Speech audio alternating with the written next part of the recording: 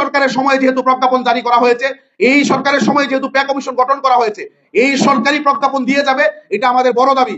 যদি এটা না হয়, এর জন্য যদি কোনো রকমের অস্বস্তিকর পরিবেশ তৈরি হয়, এটার দায়ভার সরকারকে নিতে হবে। আপনারা সবাই জানেন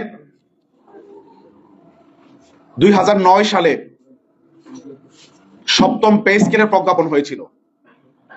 9 পরে 15, মাত্র 6 বছর পরে আরেকটি পে স্কেলের প্রজ্ঞাপন হয়, এবং 15 থেকে আজকে প্রায় 26, 11 বছর, যেই সময়ে 2টি পে স্কেলের প্রজ্ঞাপন হওয়ার কথা ছিল, কিন্তু এখন পর্যন্ত প্রজাতন্ত্রের কর্মচারী এবং পে স্কেলের যারা স্টেক হোল্ডার আছেন তাদেরকে অত্যন্ত সুপরিকল্পিতভাবে বঞ্চিত করা হয়েছে।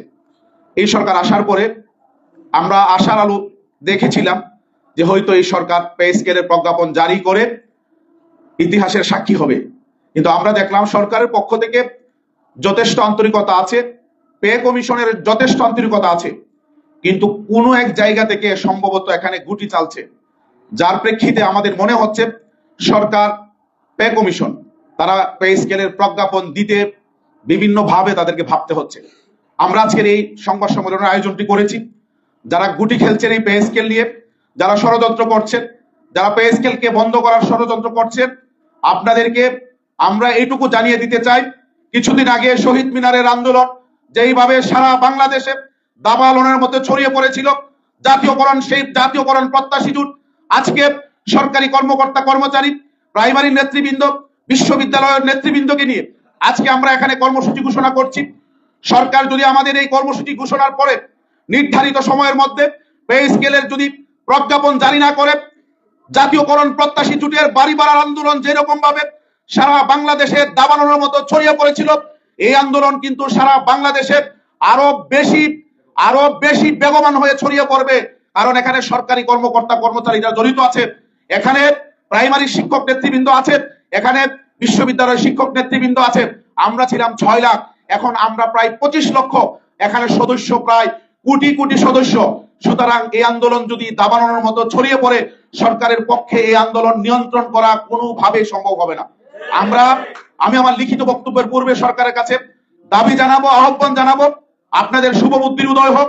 আমরা আগামী 5 তারিখ 4 তারিখ পর্যন্ত সরকারকে আমরা একটা সময় বেঁধে দিতে চাই, এর মধ্যে আমরা প্রজ্ঞাপন দেখতে চাই। যদি না হয়, শহীদ মিনারের আন্দোলনের মতো এর চেয়ে বড় আন্দোলনের সাক্ষী হওয়ার জন্য আপনাদেরকে অগ্রিম দাওয়াত দিয়ে রাখলাম। প্রিয় সাংবাদিক ভাইরা, আমি আনুষ্ঠানিকভাবে আমার লিখিত বক্তব্য পাঠ শুরু করছি। বিসমিল্লাহির রহমানির রহিম। আসসালামু আলাইকুম। প্রিয় সাংবাদিক বৃন্দ, শুভেচ্ছা নিবেন।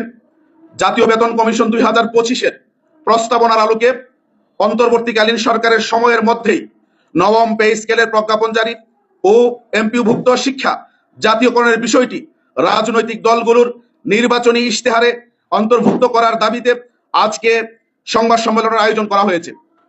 প্রিয় সাংবাদিক বন্ধুগণ, আপনারা সবাই অবগত আছেন যে অন্তর্বর্তীকালীন সরকার মূল্যস্ফীতির সঙ্গে সামঞ্জস্য রেখে সরকারি কর্মচারীদের বেতন সমন্বয়ের লক্ষ্যে গত 27 জুলাই 2025 জাতীয় বেতন কমিশন 2025 গঠন করে।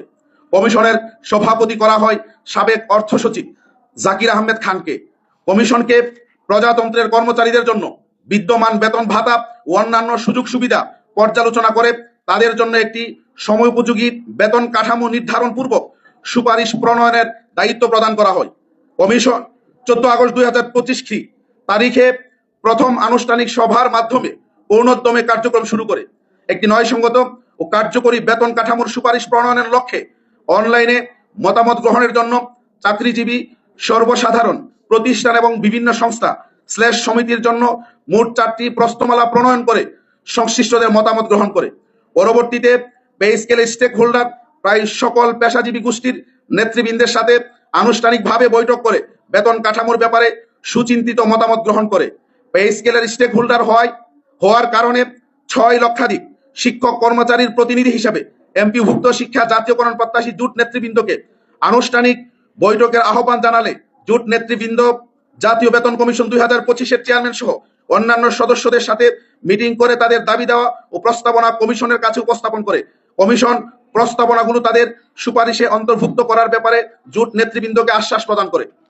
প্রিয় সাংবাদিক ভাই বোনেরা, আমরা ইদানিং গভীর উদ্বেগের সাথে লক্ষ্য করছি যে পে স্কেলের প্রজ্ঞাপন যাতে জারি না হয় এ ব্যাপারে বহুমুখী ষড়যন্ত্র শুরু হয়েছে। পে স্কেলের প্রজ্ঞাপন জারির ব্যাপারে যাদের মতামত ব্যক্ত করার সুযোগ নেই তারাও হর হামেশা মতামত দিয়ে যাচ্ছে। আমরা লক্ষ্য করেছি বাংলাদেশ ব্যাংকের গভর্নর পে স্কেলের প্রজ্ঞাপনের ব্যাপারে নেতিবাচক মন্তব্য করায় জনরোষ তৈরি হয়েছে। তার নেতিবাচক মন্তব্য প্রত্যাহারের জোর দাবি জানাচ্ছি। প্রিয় সাংবাদিক বন্ধুগণ, 2009 সালে সপ্তম পে স্কেল ঘোষিত হয়েছিল। এর 6 বছর পর 2015 সালে অষ্টম পে স্কেল ঘোষিত হয়েছে। এরপর 11 বছর যাবৎ কোনো পে স্কেল ঘোষণা করা হয়নি, অথচ এই সময়ের মধ্যে 2টি পে স্কেল ঘোষণা হওয়ার কথা ছিল। এভাবে প্রজাতন্ত্রের কর্মচারীদেরকে তাদের ন্যায্য অধিকার থেকে বঞ্চিত করা হয়েছে। এখন ষড়যন্ত্রের মাধ্যমে পে স্কেলের প্রজ্ঞাপন জারি বন্ধ করা হলে প্রজাতন্ত্রের কর্মচারীদের মধ্যে ক্ষোভ ছড়িয়ে পড়বে এবং রাষ্ট্রের স্বাভাবিক কার্যক্রম ব্যাহত হবে। এজন্য অন্তর্বর্তীকালীন সরকারের সময়ের মধ্যেই আমরা নবম পে স্কেলের প্রজ্ঞাপন জারির ব্যাপারে জোর দাবি জানাচ্ছি। প্রিয় সাংবাদিক ভাইরা, জাতীয় বেতন কমিশন 2025 গঠনের ফলে অসাধু ব্যবসায়ীরা দফায় দফায় দ্রব্যের মূল্য বৃদ্ধি করেছে। কমিশনের প্রস্তাবনার আলোকে নবম পে স্কেলের প্রজ্ঞাপন জারি করা না হলে প্রজাতন্ত্রের কর্মচারীদের পক্ষে পরিবার নিয়ে বেঁচে থাকা কঠিন হবে। যদি নবম পে স্কেলের প্রজ্ঞাপন জারি না করা হয় তাহলে কমিশন গঠন করে রাষ্ট্রের টাকা কেন অপচয় করা হলো? পে স্কেলের স্টেক হোল্ডাররা মনে করে অন্তর্বর্তীকালীন সরকারের সময়ে পে স্কেলের প্রজ্ঞাপন জারি করা না হলে আগামী 5 বছরেও প্রজ্ঞাপন জারি করা হবে না। আপনারা দেখেছেন যে গ্যাসের, আমি শুধু একটা উদাহরণ দেই, গ্যাসের সিলিন্ডার কিছুদিন আগেও আমরা 1000-1200 টাকা দিয়ে কিনতে পারতাম। আজকে অসাধু ব্যবসায়ীরা তারা মনে করেছে যে পে স্কেল হচ্ছে, কারণ প্রতিনিয়ত মিডিয়াতে আপডেট আসছে।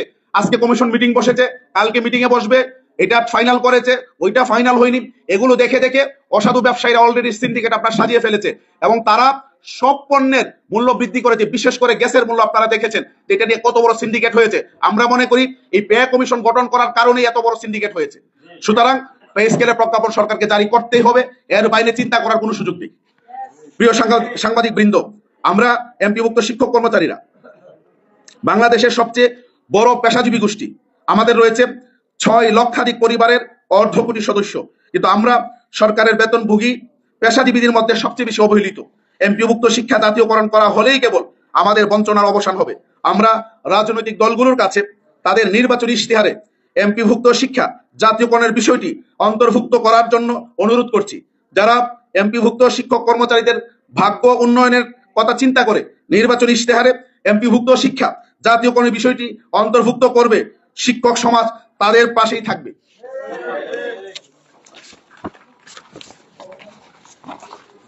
আর যারা আমাদের শিক্ষকদের নিয়ে ভাববে না, আমি বিশ্বাস করি শিক্ষক সমাজ তাদেরকে প্রত্যাখ্যান করবে। আমাদের পরিষ্কার বক্তব্য, আমরা কোনো দলীয় লেজুর ভিত্তিতে বিশ্বাস করি না। জাতীয়করণ প্রত্যাশী নন পলিটিক্যাল পেশাজীবী একটি সংগঠন, পেশাজীবী একটি জোট। আমরা শিক্ষকদের দাবি দেওয়া, শুধু শিক্ষক না, বঞ্চিত যারা বিভিন্ন ভাবে মাজলুম, আমরা সবার পক্ষে কথা বলি। যার জন্য আপনারা দেখেছেন সরকারি কর্মচারী ঐক্য পরিষদের পক্ষ থেকে শহীদ মিনারে যে মহাসমাবেশের আয়োজন করা হয়েছিল, আমরা ওখানে শুধু অতিথি হিসেবে যাইনি, আমরা ওখানে মিছিল নিয়ে আমরা সরাসরি অংশগ্রহণ করেছি। আমরা বিভিন্ন ভাবে বিভিন্ন সময় দেশের ক্রান্তিকালে প্রাকৃতিক দুর্যোগে আমরা যারা বিপন্ন মানুষের পাশে দাঁড়িয়েছি। আপনারা দেখেছেন ফেনীর বন্যাতে আমরা কিন্তু ওখানে ত্রাণ বিতরণ করেছি। আমরা ময়মনসিংহ বিভাগের শেরপুরের বন্যাতে আমরা ত্রাণ বিতরণ করেছি। আমরা কিন্তু শুধু আমাদের দাবি দেওয়া নিয়ে আমরা ব্যস্ত না, এবং শিক্ষার উন্নয়নে আমরা কাজ করছি। বিশেষ করে কোয়ালিটি এডুকেশন নিশ্চিতের জন্য আমরা কাজ করছি। আমরা যেখানে যাচ্ছি বক্তব্য দিচ্ছি, কমপক্ষে 5 মিনিট শিক্ষকদের দায়িত্ব কর্তব্য যথাসময়ে প্রতিষ্ঠানে ইন করা, যথাসময়ে ওখান থেকে বের হওয়া, যথাসময়ে ক্লাস নেওয়া, যথাসময়ে ক্লাসে গিয়ে সঠিকভাবে সর্বোচ্চ মেধা দিয়ে পাঠদান করা, এবং তার দায়িত্ব কর্তব্য সম্পর্কে সে যাতে তার সর্বোচ্চ মেধা দিয়ে শিক্ষার্থীদেরকে তৈরি করে, এটার জন্য আমরা কাজ করছি। সুতরাং আমরা কিন্তু বহুমুখী কাজ করছি। আমরা কোন রকম রাজনৈতিক লেজুর ভিত্তি যদি করতাম তাহলে আমাদের পক্ষে আসলে এই কাজগুলো করা সম্ভব হতো না। তো আমরা যেহেতু নন পলিটিক্যাল পেশাজীবী, আমাদের দাবি দেওয়ার ব্যাপারে যারাই প্রতিবন্ধকতা তৈরি করবে আমরা তাদেরকে প্রত্যাখ্যান করতে বিন্দু মাত্র চিন্তা করব না। আমরা আজকের এই প্রোগ্রামের মাধ্যমে সরকারের কাছে আমরা একটি সময় বেঁধে দিয়ে একটা কর্মসূচি ঘোষণা করতে চাই। ওই সময়ের মধ্যে যদি সরকার দাবি দেওয়া না মানে, জোটের কেন্দ্রীয় কমিটিতে আলোচনা করেন, আমরা কিন্তু কঠোর আন্দোলনের কর্মসূচি দিতে বিন্দু মাত্র আমরা চিন্তা করব না। আমরা কর্মসূচি ঘোষণা করছি আগামী 4 ফেব্রুয়ারির মধ্যে। আমি আবার বলছি, আগামী 4 ফেব্রুয়ারির মধ্যে আমরা 15 দিন সময় সরকারকে দিতে চাই। কারণ কমিশন আপনার রিপোর্ট জমা দিবে এবং এটা উপদেষ্টা পরিষদে উঠবে, প্রসেসিং এর একটু সময় লাগবে। এই জন্য আমরা সরকারকে একটা স্পেস দিতে চাই। আবার নির্বাচনও চলে এসেছে, সুতরাং এত লম্বা সময় দেওয়ার সুযোগ নেই। আমরা সরকারকে আগামী 4 ফেব্রুয়ারির মধ্যে নবম পে স্কেলের প্রজ্ঞাপন যদি জারি করা না হয়, আগামী 5 ফেব্রুয়ারি সারা বাংলাদেশের প্রত্যেকটি জেলায় মানববন্ধন কর্মসূচি পালিত হবে ইনশাআল্লাহ। এবং জেলা প্রশাসকের মাধ্যমে মাননীয় প্রধান উপদেষ্টাকে স্মারকলিপি প্রদান করা হবে একই দিনে। মানববন্ধন শেষ করে সব জেলা প্রশাসকদের মাধ্যমে আমরা মাননীয় প্রধান উপদেষ্টাকে আমরা স্মারকলিপি দেব। এরপরও যদি সরকার দাবি মেনে না নেয়, জোটের নেতৃবৃন্দের সাথে আলোচনা করে কঠোর কর্মসূচির দিকে আমরা যাব এবং এই কর্মসূচির দাবানল যদি সারা বাংলাদেশে ছড়িয়ে পড়ে, এর দায়ভার সরকারকে নিতে হবে। সুতরাং আমরা মনে করি, আমরা সরকারের যেহেতু আমরা তৃণমূলের সরকারের সকল সিদ্ধান্ত আমরা বাস্তবায়ন করি, নির্বাচনের দায়িত্ব আমরাই পালন করি। আমরা যারা এমপিভুক্ত শিক্ষক 6 লাখ আমরা দায়িত্ব পালন করি, প্রাইমারি স্কুলের যারা আছেন তারা দায়িত্ব পালন করেন, সরকারি কর্মকর্তা কর্মচারী আমরা মিলেই নির্বাচন উঠাই। সুতরাং আমাদেরকে বঞ্চিত করে, আমাদেরকে বিভিন্ন রকমের আমাদের দাবি দেওয়ার ব্যাপারে বাধা সৃষ্টি করে, ষড়যন্ত্র করে কোনোভাবেই আমাদের সমর্থন আপনারা পাবেন না। সুতরাং আমাদের শিক্ষকদের, কর্মচারীদের, কর্মকর্তাদের যদি নিরঙ্কুশ সমর্থন পেতে চান এবং আপনারা যদি চান যে আগামী নির্বাচন স্বচ্ছ, নিরপেক্ষ এবং পেশাদারিত্ব নিয়ে আমাদের এই কর্মচারীরা, শিক্ষকরা দায়িত্ব পালন করুক, আমি রাজনৈতিক সকল দলকে বলবো আপনারা সরকারকে প্রেসার ক্রিয়েট করেন, সরকার যাতে নির্বাচনের আগে পে স্কেলের প্রজ্ঞাপন জারি করে। এর মাধ্যমে কর্মচারী, শিক্ষক, কর্মকর্তা সবাই অত্যন্ত আনন্দ চিত্তে আগামী নির্বাচনের দায়িত্ব পালন করে পেশাদারিত্ব নিয়ে নিরপেক্ষভাবে আপনাদেরকে ক্ষমতায় আসীন করার জন্য চেষ্টা করবে ইনশাল্লাহ। আমরা চাই নির্বাচন যথাসময়ে হোক, নির্বাচিত সরকার ক্ষমতায় আসুক, কিন্তু এটাও আমরা চাই যে আমাদের এই সরকারের সময় যেহেতু প্রজ্ঞাপন জারি করা হয়েছে, এই সরকারের সময় যেহেতু পে কমিশন গঠন করা হয়েছে, এই সরকারি প্রজ্ঞাপন দিয়ে যাবে, এটা আমাদের বড় দাবি। যদি এটা না হয়, এর জন্য যদি কোনো রকমের অস্বস্তিকর পরিবেশ তৈরি হয়, এটার দায়ভার সরকারকে নিতে হবে এবং যারা বাধা সৃষ্টি করছে তাদেরকে নিতে হবে।